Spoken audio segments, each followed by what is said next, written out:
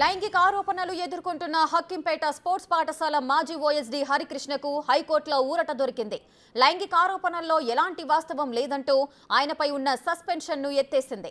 లైంగిక ఆరోపణల నేపథ్యంలో ఓఎస్డీ హరికృష్ణను సస్పెండ్ చేశారు. తనను సస్పెండ్ చేయడాన్ని సవాల్ చేస్తూ హైకోర్టులో హరికృష్ణ పిటిషన్ వేశారు. ఎంక్వైరీలో ఎలాంటి లైంగిక ఆరోపణలు తేలకపోవడంతో హైకోర్టు హరికృష్ణకు సస్పెన్షన్ ఎత్తివేసింది.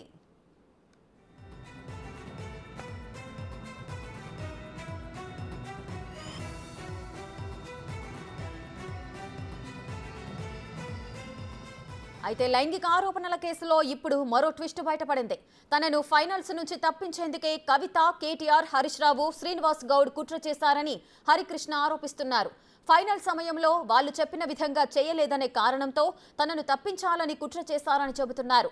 వాళ్ళకి సీట్ల కోసం ఒత్తిడి చేశారని చెబుతున్నారు.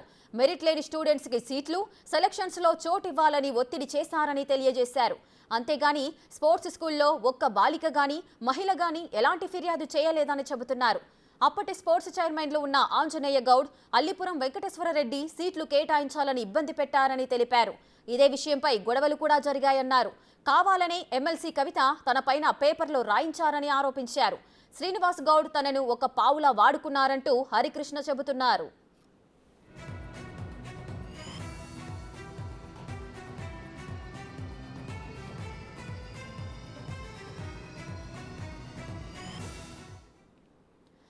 లైంగిక ఆరోపణలు ఎదుర్కొంటున్న హక్కింపేట స్పోర్ట్స్ పాఠశాల మాజీ ఓఎస్డీ హరికృష్ణకు హైకోర్టులో ఊరట లభించింది. మరింత సమాచారం మా ప్రతినిధి రానా అందిస్తారు. రానా, చెప్పండి. హక్కింపేట స్పోర్ట్స్ పాఠశాల మాజీ ఓఎస్డీ హరికృష్ణ లైంగిక ఆరోపణల నేపథ్యంలో ఆయనపై సస్పెన్షన్ వేటు పడింది. దీనికి సంబంధించి ఆయన హైకోర్టుకు వెళ్లారు. దాంట్లో అక్కడ ఊరట లభించినట్లుగా తెలుస్తోంది. దీనికి గల కారణం మొత్తం కూడా అటు హరీష్ రావు, కేటీఆర్, కవిత అంటూ కూడా హరికృష్ణ చెబుతున్నారు. దీనికి సంబంధించిన పూర్తి డీటెయిల్స్ ఏంటి రానా?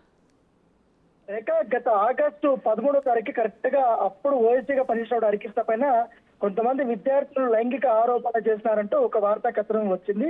దీనిపైన అప్పుడు పెద్ద ఎత్తున కూడా మీడియా కథనాలు కూడా రావడంతో ప్రభుత్వం కూడా వెంటనే అతన్ని సస్పెండ్ చేసినటువంటి నేపథ్యం ఏర్పడుతుంది.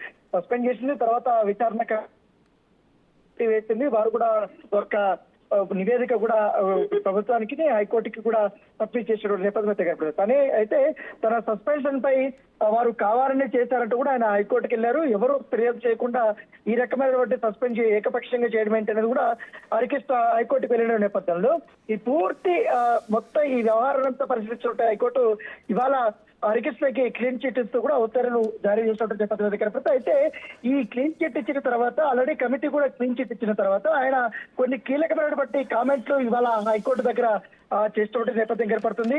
ఏదైతే అప్పట్లో ఆర్థిక మంత్రిగా పనిచేసినటువంటి హరీష్ రావు కానీ, ఐటీ మంత్రిగా పనిచేసినటువంటి కేటీఆర్ కానీ, ఎమ్మెల్సీ కవిత కానీ, అలాగే అప్పటి స్పోర్ట్స్ చైర్మన్లుగా పనిచేసినటువంటి గతంలో అల్లిపురం వెంకటేశ్వరరెడ్డి కానీ, తర్వాత ప్రభుత్వం రాకముందు పనిచేసినటువంటి ఆంజనేయ కానీ, వీళ్ళందరూ కూడా తమకు కావాల్సినటువంటి స్టూడెంట్స్ కి స్పోర్ట్స్ స్కూల్లో అడ్మిషన్స్ తో పాటు సెలక్షన్స్ లో వీరిని ప్రముఖంగా పెట్టాలని ఒత్తిడి చాలా వరకు చేశారు. వీరు లెటర్ల మీద కూడా లెటర్లు పెట్టారు. ఆ లెటర్లన్నీ కూడా నేను పక్కా పెట్టాను. ఎందుకంటే వీరు పంపించినటువంటి వారికి ఎవరికి కూడా అక్కడ మెరిట్ లేదు. పైగా అన్ని విధాలు కూడా చెక్ చేసుకుంటే అక్కడ సీట్ పొందాలంటే కూడా చాలా కష్టమైన విధానం. సో ఈ నేపథ్యంలో వారికి సీట్ ఇచ్చినా కూడా రేపు పొద్దున్నే ఇబ్బందులు తలెత్తాయనే ఉద్దేశంతో నేను అవన్నీ కూడా రిజెక్ట్ చేశాను. ఇదే అంశము వీరు సిఫార్సు లెటర్ తీసుకొచ్చినటువంటి ఆ యొక్క స్టూడెంట్స్ పేరెంట్స్ వెళ్తున్నారో ఆ పేరెంట్స్ కూడా ఈ వ్యవహారం కూడా నేను చెప్పాను.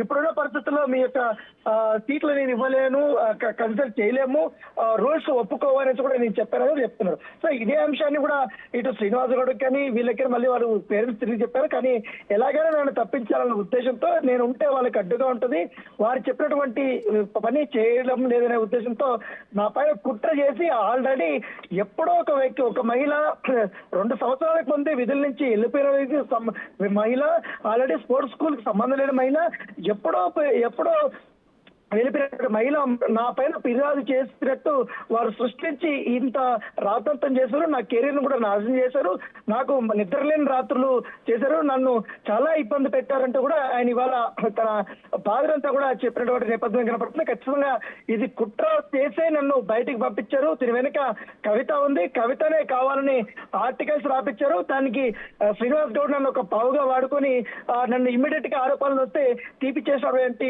నేపథ్యం కనపడుతుంది. వారి కమిటీ వేసినటువంటి దాదాపు 5 కమిటీలు వేశారు. 5 కమిటీలో కూడా నాకు క్లీన్ చిట్ వచ్చింది.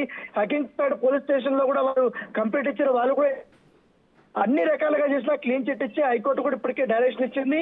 పైగా స్పోర్ట్స్ చైర్మన్ నన్ను సస్పెండ్ చేసే అధికారం లేకపోయినా కూడా ఒక ప్రొసీజర్ ఉంటుంది. ఎక్కడైనా ఆరోపణలు వచ్చినప్పుడు కమిటీ వేసిన తర్వాత, కమిటీ రిపోర్ట్ వచ్చిన తర్వాత మాత్రమే ఎక్కడైనా సస్పెండ్ చేయాల్సి ఉంటుంది. కానీ కేవలం ఎక్కడో ఒక పేపర్ లో వచ్చినటువంటి ఆరోపణలు పెట్టుకుని దాన్ని దృష్టిలో పెట్టుకుని వెంటనే సస్పెండ్ చేస్తూ మంత్రి ఈ విధంగా నా మీద అప్పట్లో చర్యలు తీసుకున్నట్టు కూడా ఆయన హైకోర్టుని ఆశ్రయించడం జరిగింది. అప్పట్లో హైకోర్టులో మంత్రి తీసుకున్నటువంటి నిర్ణయపైన హైకోర్టు ఆగ్రహం వ్యక్తమైతే చేసినటువంటి నేపథ్యం కనబడుతుంది. రేఖ రానా, అయితే ఇప్పుడు ఈ మాజీ ఓఎస్డీ హరికృష్ణ అయితే మరికొంతమంది పేర్లు బయట పెడుతున్నారు. అదే ముఖ్యంగా బీఆర్ఎస్ ఎమ్మెల్సీ కవిత, కేటీఆర్, హరీష్ రావు, అదేవిధంగా శ్రీనివాస్ గౌడ్. సో వీళ్ళ 4 పేర్లు అయితే బయట పెడుతున్నారు. వాళ్ళ ఒత్తిడి వల్లనే వాళ్ళు చేసిందే ఇదంతా అంటూ కూడా ఆయన చెప్తున్న పరిస్థితి నెలకొంది.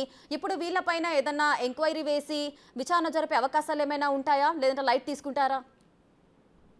ఓఎస్డీ ఆల్రెడీ తనకు పరువు భంగం కలిగింది కాబట్టి వీళ్ళందరూ కూడా వీళ్ళ పనులు చేయాలనే ఉద్దేశంతో నన్ను కుట్రపూర్తిగా ఇలా చేశారని నేను అనుకున్నాను. కాబట్టి ఖచ్చితంగా నేను కేసు పెడతాను. హైకోర్టులోనే నా పరువు భంగం కలిగింది కాబట్టి కంపల్సరీ కూడా నేను లీగల్ గా చేయాల్సినటువంటి అన్ని చర్యలు కూడా నేను చేసుకుంటాను. ఇప్పుడు కొత్త ప్రభుత్వం వచ్చింది కాబట్టి గతంలో స్పోర్ట్స్ లో జరిగినటువంటి ఆరోపణలు కానీ అవినీతి పైన కూడా మరొకసారి ఎంక్వైరీ కూడా చేయమని ముఖ్యమంత్రికి ఆయన లెటర్ రాయబోతున్నట్టుగా తెలుస్తుంది. చాలా అరాచకాలు అక్కడ జరిగాయి. అక్కడ అర్హత లేని స్టూడెంట్స్ కూడా చాలా మందికి అక్కడ స్పోర్ట్స్ స్కూల్లో అవకాశం ఇప్పించారు. దాంతో చాలా వరకు సర్టిఫికెట్లు తీసుకుని వారు జాబ్లు కూడా పొందారంటూ కూడా ఆయన ఆరోపణలు చేస్తున్న నేపథ్యం 10 ఏళ్లలో చాలా వరకు అరాజకాలు జరిగే స్పోర్ట్స్ స్కూల్ పేరిట చాలా మంది స్పోర్ట్స్ సర్టిఫికెట్లతో వారు ఉన్నత ఉద్యోగాలకు కూడా వెళ్ళిన నేపథ్యం ఏర్పడుతుంది. చాలా వరకు అమ్ముకున్నారని కూడా తీవ్రమైనటువంటి ఆరోపణలు చేసిన నేపథ్యంలో వీటన్నిటిపైన ఎంక్వైరీ చేయాలనేసి కూడా ఆయన లెటర్ రాయబోతున్నట్టుగా మనకు సమాచారం ఉంది. ఇదే అంశాన్ని కూడా ఆయన బిగ్ టీవీతో కూడా కన్ఫర్మ్ చేసినటువంటి నేపథ్యం ఏర్పడుతుంది. Rekha right, thank you Rana, thanks for the details.